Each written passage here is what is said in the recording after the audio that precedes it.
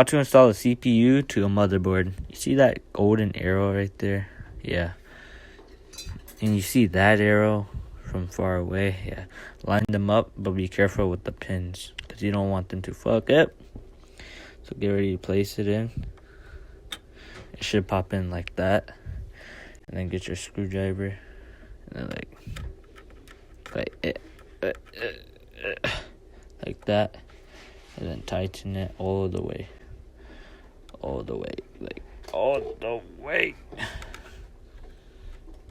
Like that. That's how you do it. Well, this is an old ass motherboard, so yeah.